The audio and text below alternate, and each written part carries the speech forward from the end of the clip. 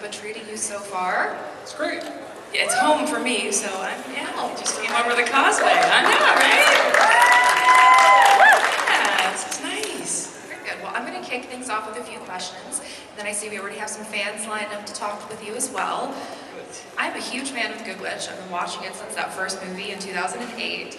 And I loved so much that it kind of redefined the Hallmark Channel in a lot of ways. It kind of broke free from just being like the Christmas channel.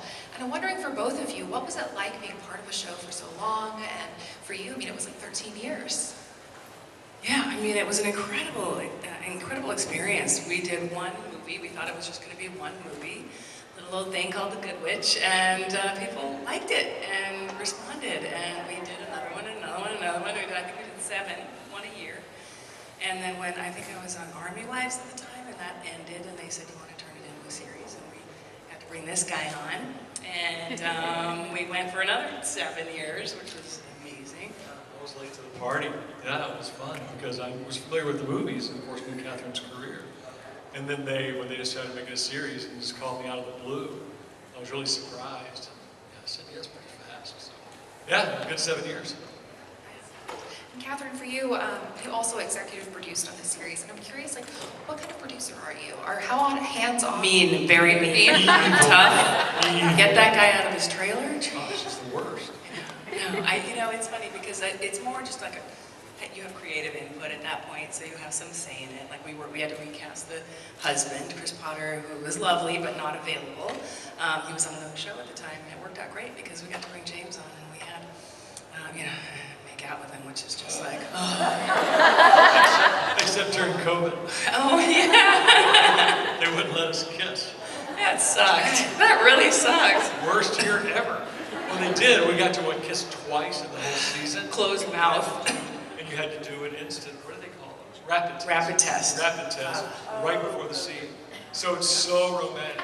Because we're like about to kiss, they would stop, we'd go over and stick the thing up right and then wait. Gargle with Listerine. Wait the 15 minutes for the results, and then action. No, and gargle with Listerine and all this other stuff. Crazy.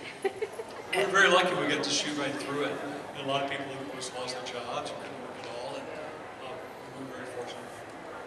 Nice. And I know when the series ended, it kind of felt final, but I am curious to know, is it final forever, or maybe somewhere down the line, maybe something, another movie, a little follow-up?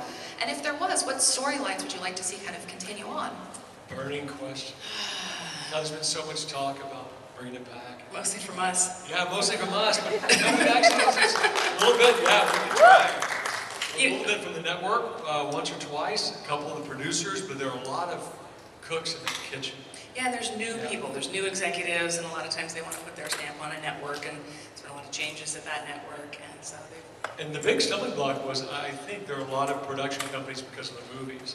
Well, there's Whiz Bang, there's Hallmark, there's ITV. There are a lot of people that had to sign off, and so we couldn't get all the moving parts together because the cast basically said we would show up and do it for free. Because we still text each other, we're all the nicest people I've ever worked with. So everybody's willing to do it, it's just a matter of the logistics. And we might still, there could still be a movie. I don't think it would come back as a series, but a movie, No, a a Halloween movie for sure. And there was talk about, because at the end we're going to travel the world. Right. And there was talk about, actually, I heard a plot line about Sam and Cassie, and maybe only a couple of the other people from Middleton out, doing something. But we're going to film it in, that was loud, we're going to film it in Winnipeg, as we always joke. Of course, yes. The entire world looks like Winnipeg. You did both get to do a Hallmark movie together here recently as well. It came out in 2024, I believe. And, Two. Yeah, there's two. Cherry Lane. Yeah. And it was fun to play different characters. And we still got to make out. I know. We just be making out. Or Hallmark make out. It's pretty tame. But yeah, it was fun to play different characters, because my character in the movies, if anybody saw the Cherry Lane movies, is so goofy. Which is fun because Sam Radford couldn't be less goofy. So you were very sort of similar in that you were kind of the rock of the movies as well. There's a pattern there. You're always sort of a grounded, good actor, and then there's the rest of us. I love that. Are you both ready for some fan questions? Yes. Microphone's right here. And our first one, what is your name? Hey, we know you. You know me, I'm Hiba. I got roped into asking you guys a question. So I'm going to actually follow up with the Good Witch thing. to do a movie or like a spin-off, what storyline would you guys like to see for it?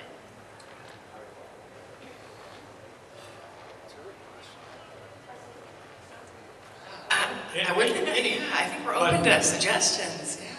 Yeah, because the show was so much this sort of a day in the life of Middleton that, you know, the idea of us going on this around the world thing was kind of interesting, but it's not really what the show is. You know, there's really, in my opinion, it's hard to have a movie or a show without Martha or without Abigail, or, you know, there's so many great characters. Middleton is so much the show. So that's what I wasn't crazy about. Any idea that took us out of Middleton, I think, might be tougher. So, because it's such an ensemble, right? I mean, it's about the town. If you were to, oh, sorry, last question. If you had, like, if there was a way to do it, how would, like, I know there's all the different production companies, but is there a way to do like a spin-off, or would you still have to get rights for that as well? You would have to, yeah. They own it. Yeah. Oh, okay. Yeah, unfortunately, because we just do it ourselves. With an iPhone. You know, My ring light. But no, everybody has to sign off, and you can imagine. I mean, that's what's so tough about it. Yeah. We haven't given up yet, because there's still conversations about a movie. But yeah, thanks for wanting one. Those are great questions. Next up.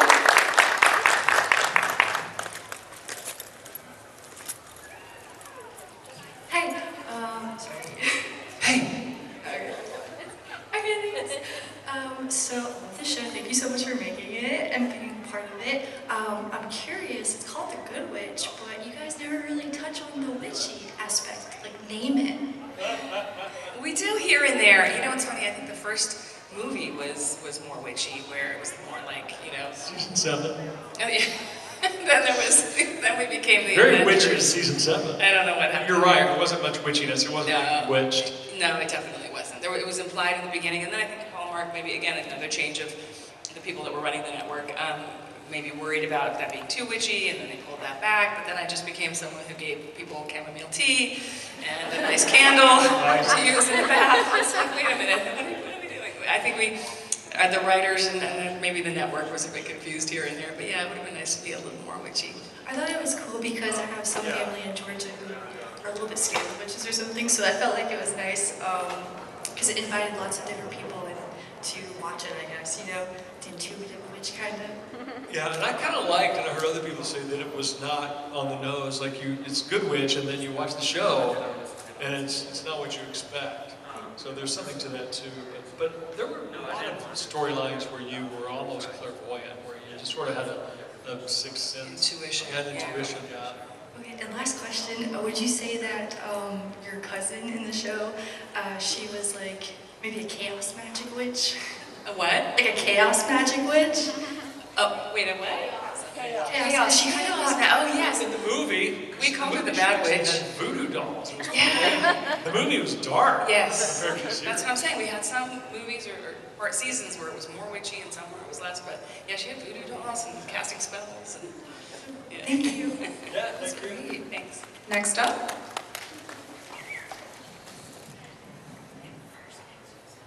Hi, I love the show, but my question is for James. My first introduction was seeing you was on The Pretender. Yes. I love that show, and I just was just wondering why you changed your name from Jamie to James. Great question. James is my given name, and my dad was Jim, so I became Jamie. And I was Jamie on Face Off and a few movies, and Pretender, and John Woo fan. And then I got casted in a series called Threat Matrix, which was given the fantastic time slot on Thursday night against the final season of Friends and the first season of Survivor. So we lasted 1 year and we were done. And I was kind of the main guy on that show. And they thought JD was a little lightweight. I was like an FBI agent, and one of the producers said, "Do you mind using James?" I was like, "If you'll hire me, I'll use James." So, and then you can't really go Call back. me Mary. Desperate Housewives, of course, preferred James, and it stuck. And it's my real name, but it seems kind of formal now. Thank you. Thank you. That was a fun question. Next up. I didn't even know that. Hi, my name is Raquel. I love The Good Witch. It was a wholesome, beautiful, like, it was a great series and movie. Well, my question is actually for you, Isabel. I've been admiring your work since JAG, when you played a Marine colonel, because I am also a Marine. I am. Oh, that's So, amazing. Yes, and Semper Fi. Semper Fi. But the way you portrayed how a female Marine should be with the decorum and how you exemplified it, I want to thank you for that, because that's how I was when I was in the Corps. But also, while I was in the Corps, I was watching Army Wives, and I'm like, really? Marine and then Army? I forgive you for that. Okay. But my question for you is, when you played both a JAG Marine and then you played an Army wife, which role did you like better and why? No pressure. Oh, yeah, no. The way you said Army wife. Oh my God. The Army, so we're like always, There's so much rivalry. Yeah, I know. a lot. I know, of course. Pro tip, say Marine. Of course. Honestly, Marines, I have such a soft spot in my heart for Marines. I mean, I played one for 9 years. And it was so much fun because on JAG, between the Navy and Marine rivalry that Army Mac had, Don Belisario, who created the show, who's actually turning 90 next weekend. He was a Marine, so you could tell watching that show that he would favor the Marines a little bit more. So I for sure have. I know. There is definitely a decorum and just that honor and integrity that is quite special. So yeah, thank you for this. Thank you so much. Really kind words. That's a great question. Next up. Hi, Barbie. My name's Gretchen, and my question is, I'm assuming that you did a lot of filming in Canada. So did you come to really like the area that you filmed in, and have you since gone back and vacationed there a lot or made friends in that area and just kind of made it a second home kind of thing? That's what I'd like to know. Either of us or Catherine? Both of you. Yeah, I've only been back a couple of times. Friends, the cast, we've all stayed friends. I'm very much in touch with all those guys. They're mostly in Toronto. We shot in Toronto almost exclusively, except our locations were out in Hamilton, if anybody knows the area, Dundas. And I did kind of fall in love with it, and I miss it a lot, but I'm in LA, so there's not much reason to go there. But we were there for 7+ years, so yeah, you get attached. Yeah. Yeah, it's so beautiful. And I did the 7 movies before, so I was always in Toronto. And it's funny because I lived in LA at the time, so I was always flying all the way across, to go to Toronto, back and forth a lot. But it's just so beautiful. In the Lake District and Dundas, where we filmed, was like the Victorian town. So charming, really, really lovely. I have a lot of friends there still. Are there any Canadians here?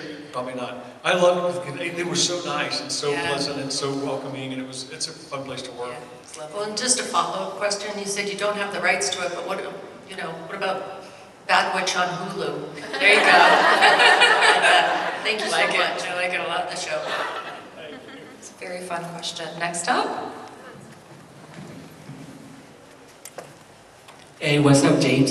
Hey, how you doing? So, how was work with the ladies of the show, with the Desperate Housewife? Desperate Housewives? Yeah. What's the question? Yeah. So, how was work with all that ladies? Estrogen? Yeah. Trauma? The whole shebang. It's funny. Not to spend too much time on that, but I would I appreciate the question. Obviously, Housewives was a life changer for me and my kids. But I kept getting asked questions by reporters in the beginning. So what's it like with all these women on set and all this, the cat fights? This is before it started. When they first got cast, and it's going to be weird, all those women. I was like, this is misogynist. I mean, what? So it's a show with a female cast. I mean, what do you think it's just going to be like? Constant cat fights, but it was. And I was like, oh, well, okay, I guess they knew. No, they were all wonderful people and, individually fantastic, but I felt like it was a little unfair to talk about it being very different being a female cast, but that tells you how unique it was back then because there weren't very many female-driven shows.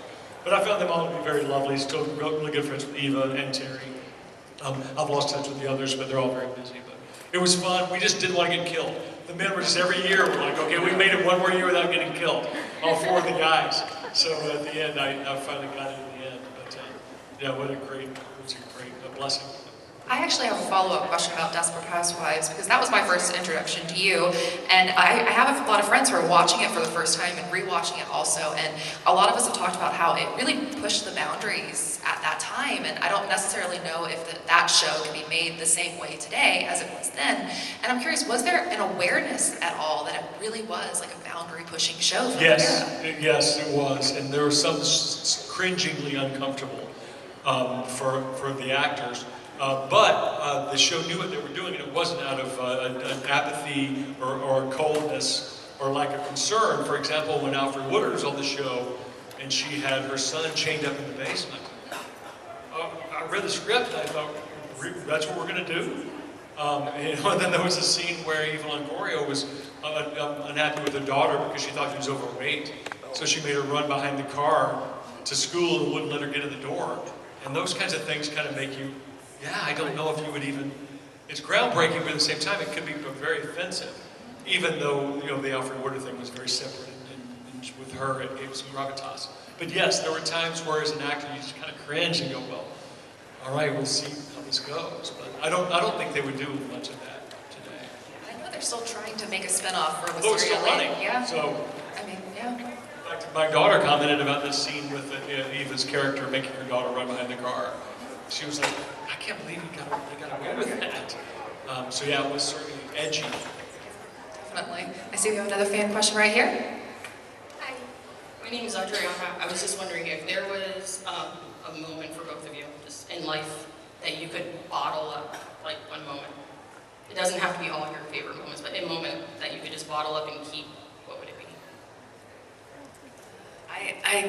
A bunch of things came to my mind right away, and it's not just one, but a lot of moments with my kids, like when they first learned to talk, and like the really cute, special moments of, you know, having hot chocolate with them, and I don't know, just like making whatever art and stuff. It's funny, I wondered if you meant professionally or personally, but it tells you a lot that both of us immediately went to personally. Because mine was instantly, which of my kids' births? Probably my daughter's birth, I have 2 kids. But that feeling is nothing like it, obviously. Professionally, it's like, you know, just everything pales once you have kids, which is so great because I said when I finally had children, it takes the focus off of you.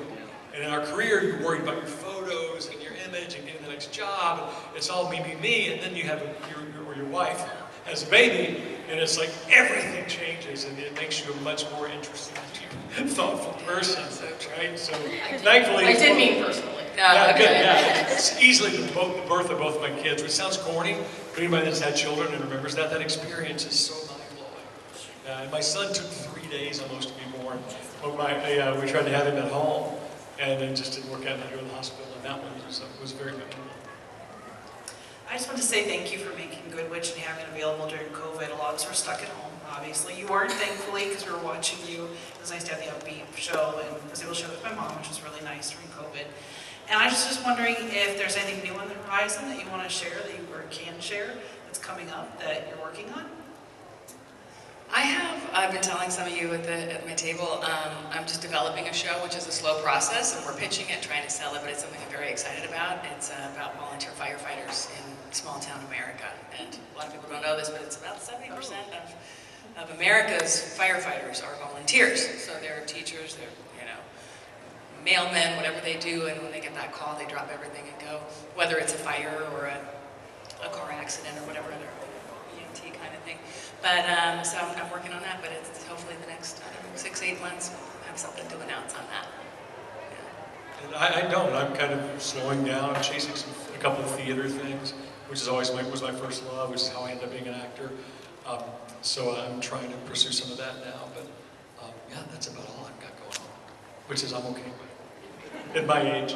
I'm going to follow up on that note because I love when actors talk about theater. And a question that I love asking is, you know, obviously when you're at these cons, you're usually signing autographs for maybe 1 or 2 big projects that everybody's coming to see. But what project that have you worked on? Either maybe it's Good Witch, maybe it's a theater show, maybe it's something you did when you were in the community theater as a kid that had a profound impact on you that still kind of lingers inside of you. I did a movie called Grace Unplugged that was in theaters for a while. It was actually not on TV, and it was a father-daughter story. the girl was AJ Michalka, Ellie and AJ was the lead, and it was a Christian movie. And she was like sings in the church in the gospel choir or whatever, the worship choir. And she runs away to try to be Miley Cyrus and falls into a lot of the traps of dangerous Hollywood. And as a dad, I chased her out there, and I was a former rock star. And I try to get her back. And it was a really touching father-daughter thing, and it kind of stuck with me because my daughter's also a musician. And so yeah, that one's really fun if you're all interested in that storyline. It's called Grace and Blood, but it's a sweet, sweet movie. Yeah. And I cried like a baby. And I used to not, when I first really started acting, I couldn't make myself cry. And you're taught to never fake it. If you're not crying, don't cry. Don't pretend to cry, and do something else. And I never could, so I just always avoided those scenes. And as soon as I had kids, I can't not cry. I cry in scenes I'm not supposed to cry in. And so it's really kind of frustrating. So that movie was the first time where I got to just let it go. And there's one scene where I'm just like gushing, and the director's like, it's a little much. Like, it's just like my daughter. The older we get, the more we cry. My daughter's like, Mom, you cry at everything now. I never used to. Yeah, I mean, I don't know, everything for me was like at a different stage of my life, and just so new and exciting and different. So I don't know that I have one particular one, yeah. Very nice. I see we have one more fan question here. Hi. So my wife and I were able to visit Hamilton area earlier this year, actually, before Niagara Falls Comic Con, and absolutely beautiful area. Loved Hamilton. And so Kiana Teresa posted a video about the mouth washing during COVID recently, which segues to this question. Good Witch was a groundbreaking series that featured Hallmark's first same-sex kiss with Joy and Zoe, Kat Burrell and Kiana Teresa. How do you think that made an impact on Hallmark and the network moving forward with LGBTQ representation? That's a great question. That's a tough one too. Because everybody has very different heightened emotional reactions to that stuff. I say that stuff meaning anything progressive or anything new or groundbreaking. So that's a great question, but it's almost impossible for us to answer because as cast members, we saw it and thought, well, you know what? That's great to represent more people, and in fairness, if it's a good portrayal. But a lot of the audience members, they did not want to watch that or couldn't relate to it or whatever you want to say. So it was an interesting transition for the network. And obviously they've gone very far in a more, whatever you would call progressive, such to become a bad word now, but a more open casting situation, many more minorities. We had no minorities on Good Witch. We fought and tried. And John Heston as a producer would bring in more minority actors as background and extras.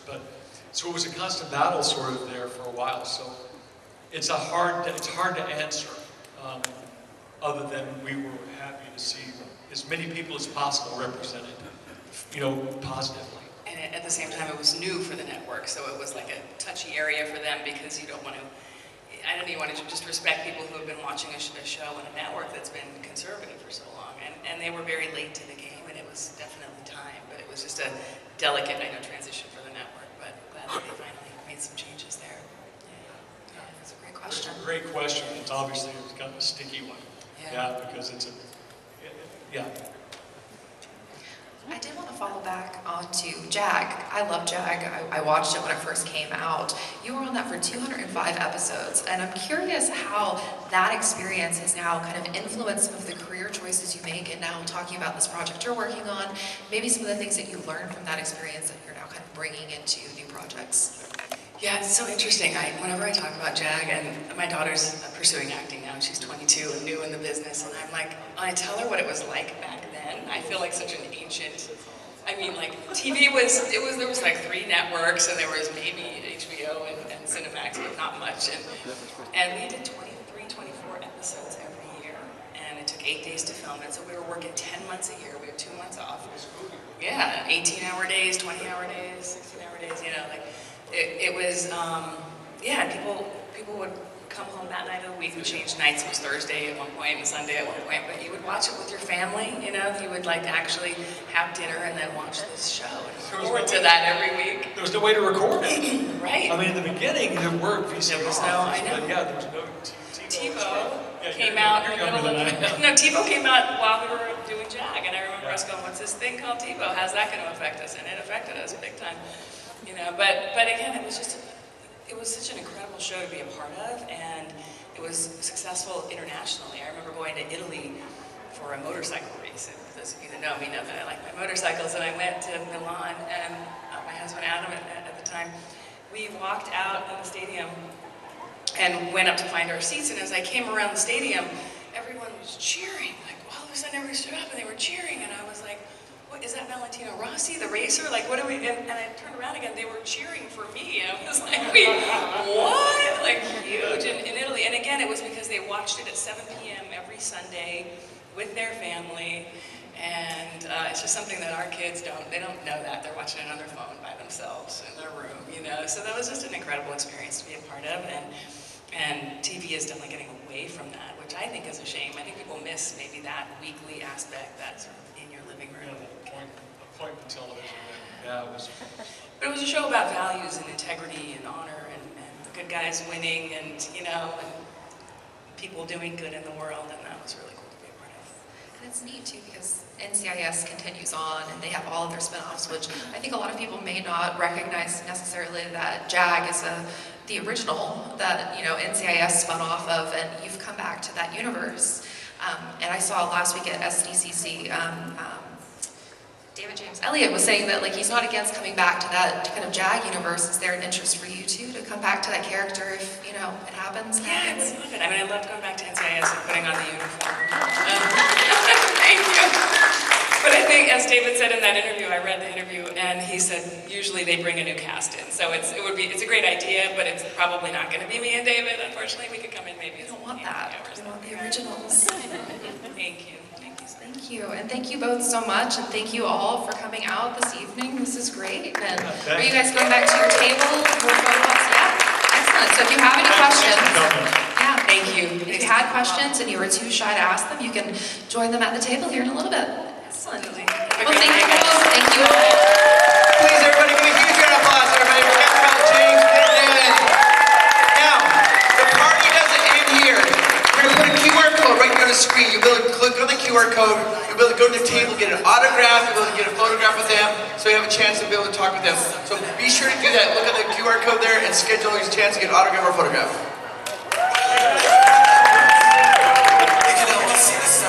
Oh, do you guys want to do a group photo?